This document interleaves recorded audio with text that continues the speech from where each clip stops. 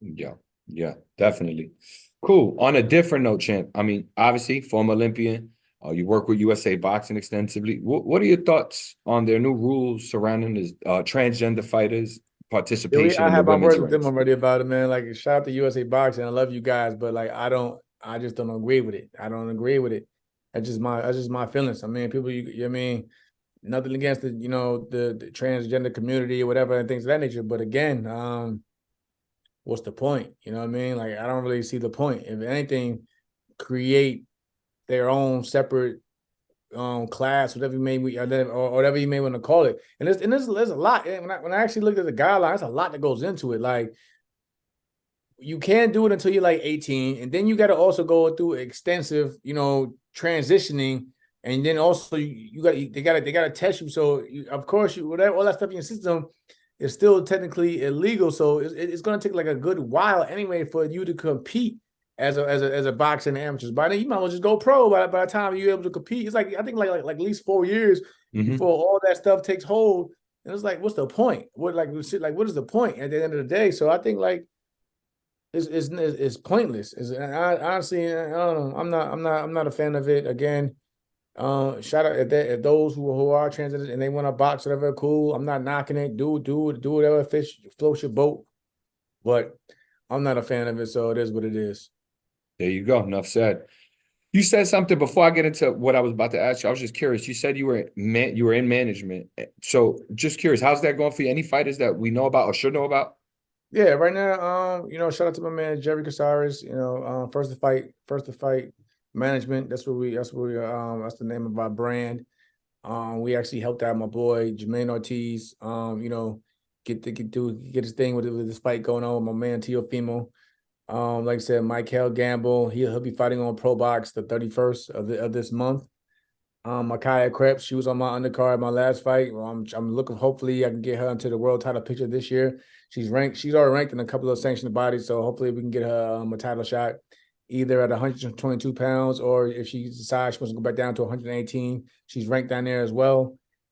So yeah, I mean, I'm just trying to look out for fighters and help them out as much as possible. You know, what I mean, that's just me. I'm not here trying to a get rich scheme type thing. Like, so like I'm like my any fighter out there willing to work. And again, I actually was serious. I think a couple of weeks ago, I was trying to reach out to Frank Martin.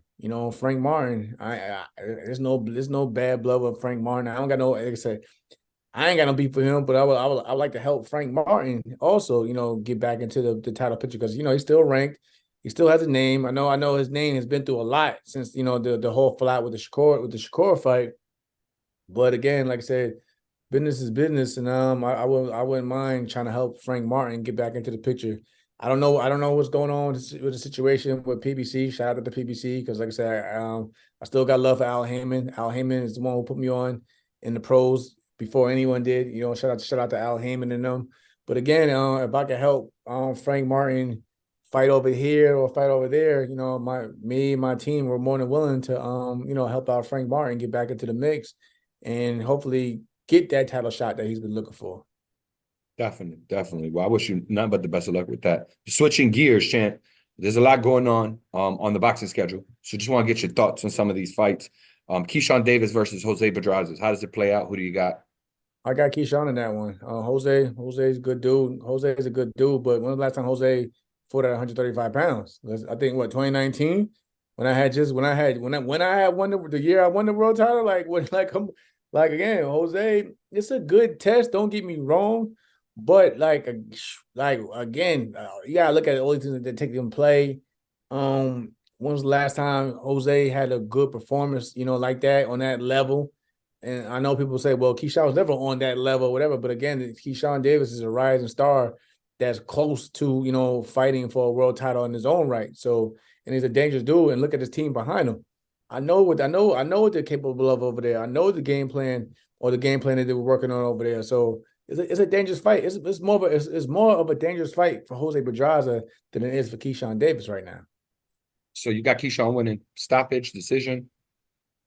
I can see him hurting. I can see him hurting Jose Pedraza. And you probably could say the same thing and vice versa, depending on how you look at it or want to look at it, whatever. 'Cause I know people try to criticize Keyshawn getting hit, with a good right hand, but this is boxing. Like, he recovered quickly, and went on to finishing that fight. So again, but I could see Keyshawn, saying if he hurts him, Keyshawn's definitely gonna go for the stoppage. I'll tell you that right now. Got it. Teo, of course, Teofimo Lopez, Jamaine Ortiz, who we just talked about. Who do you got in that fight? How does it play out? I can't. I listen. I gotta listen. Both of my guys. Like I said, again, I work with Jamaine, so of course, right now we're Team Jamaine. But I'm not gonna sit here and I can't sit here and downplay or talk about my boy Teo, because again, Teofimo was the only one that came to my last fight. He came out to support. We went out after that fight. We hung out. We spoke. He he wished me the best. He actually wants to see me do great things. So, and again, I was rooting for him when he came back himself against the Taylor fight. I pulled him to the side. We had a one-on-one, heart-to-heart conversation. So, Teo, that's my guy. So I'm not gonna really speak into that much. But for me as a fan, I hope, I hope it's gonna be a great fight. I think people are overlooking Jamaine, honestly, if I'm being honest too, as well. Like, because you see it, we all see it. They're speaking about Teo with this fighter and that fighter, whenever. And I'm not just saying it because I lost to Jamaine Ortiz. I don't hold no grudges. Like I want to see Shakur, succeed. Whatever. I don't. It doesn't matter to me. What I mean? This is a sport. It's a sport at the end of the day. Boxing is boxing. So you win some, you lose some. But I think Jamaine is really probably going to show a different dynamic at the new weight class. I know he was killing himself to make 135 pounds. I helped bring in my nutritionist. Shout out to Perfecting Athletes. They've been doing great with him. He's been having easier times making the weight. But I think at a fully fledged 140 pounds, Jamaine Ortiz is a different animal. Definitely. And we respect you not making a pick in that fight. I can't. No doubt. Loma Kambosos. So That's interesting. You know why? Because we really want to see you. If you'd have said like maybe just 2 years ago or last year, you would call you go on Lomachenko. But again, we don't know what the mental.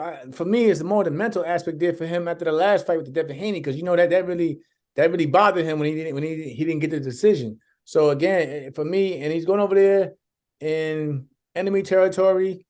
George Kambosos, say what you want. If world title fight online changes the whole dynamic of the fight. You know what I mean? He's probably gonna come a lot stronger and harder. Yeah, and yes, you can probably say that he lost his last fight against Maxie Hughes, whatever.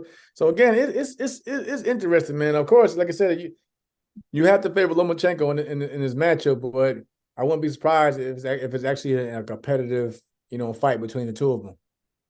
Got you. Fury Usyk. I think Fury, I think he knows that he has a lot of things to make up for his last fight with him. You know what I mean? How that played out, and everyone thought he lost that fight against Francis. So I think I think he's in camp like fully serious, because it's been real quiet over there from Tyson Fury. So like again, and you can't take away that like Usyk is a really good fighter, really technical. Uses very good angles.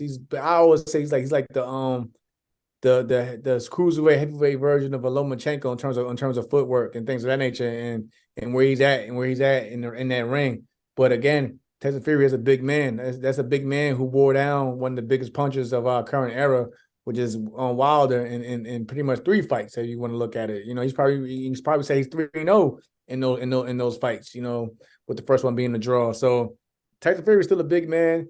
Has the range with the long jab, and if he comes in there like close to like the big as he was when he went against on Wilder, but still be able to be mobile and and swift. That's a lot of weight that he's leaning on and pressing on against a smaller guy like Usyk. So it's pretty one of those fights. Like for me, it depends on the version of Tyson Fury that gets in that ring. Got you. Okay, AJ Ngannou. I gotta go with AJ just for the boxing, but again, Ngannou, he shows that despite I don't care what sport he came from, he's still a fighter. He still could punch. You know what I mean? So I think that fight is gonna end in a knockout. I don't think it's going full 12 rounds or how long it ever goes, whatever. I think that fight can end on either end. The one of those guys can catch the other and get a knockout. But of course, in the boxing ring, I want to lean towards AJ, of course. But Ngannou, he can still crack. Definitely. And just lastly, you were obviously just in Quebec, like we spoke about earlier. You saw Beterbiev win. You saw what he did with Callum Smith.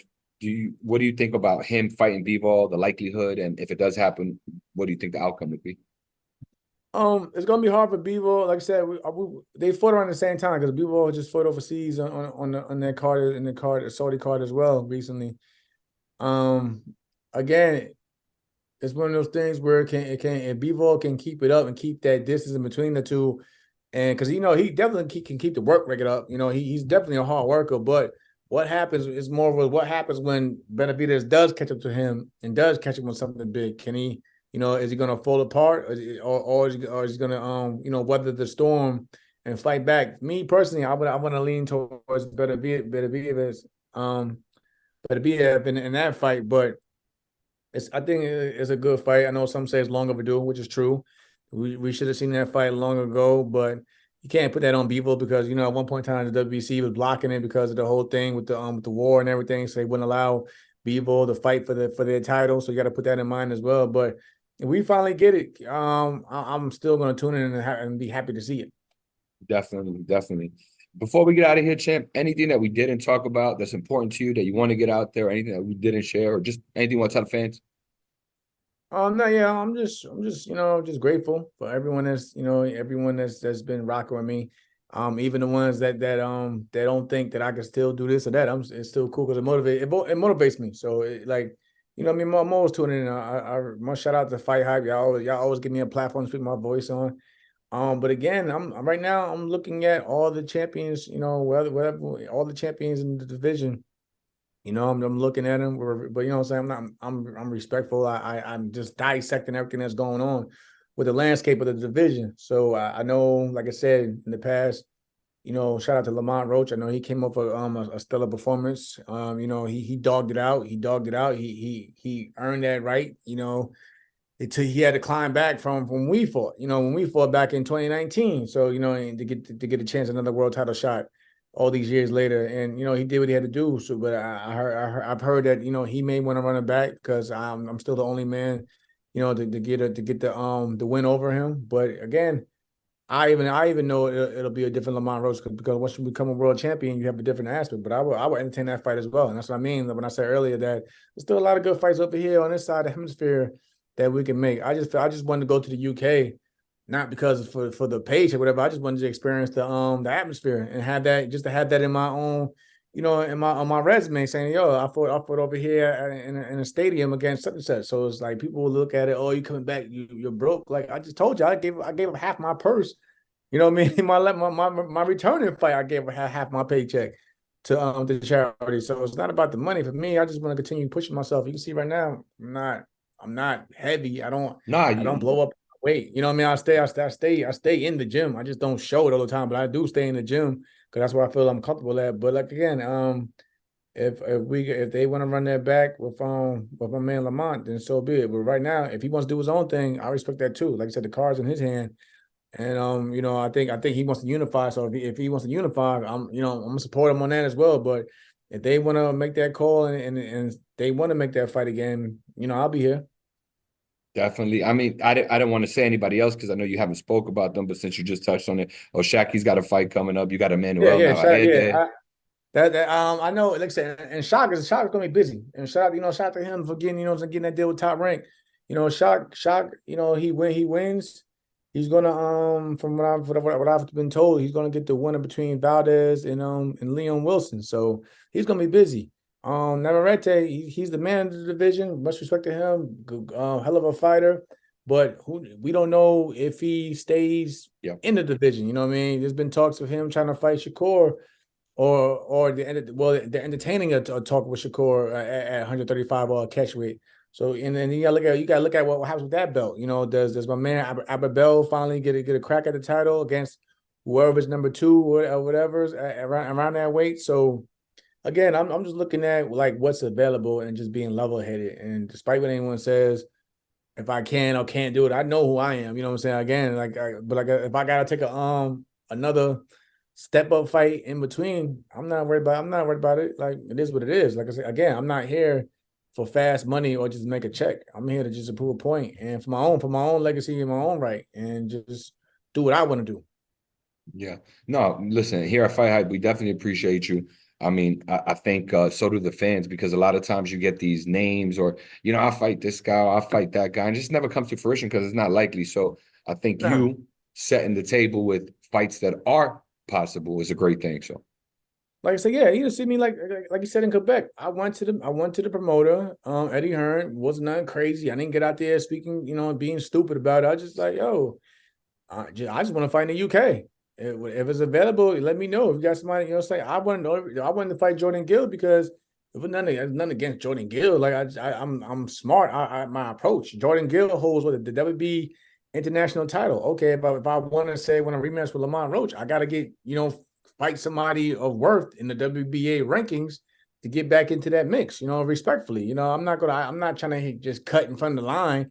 I'm trying to do it the correct way. If I got to fight a guy like Jordan Gill or whatever, then let's do it. But honestly, if that fight don't happen, don't you know what I mean? He ain't trying to respond. I'm not bitter about it. It is what it is. But if that time comes, say when I do get the title, I'm not looking at him. Don't come looking for me then. You know what I mean? Because I try to give you, that's how I look at it. Don't come looking for me now. You know what I mean? I try to give you the time of day before.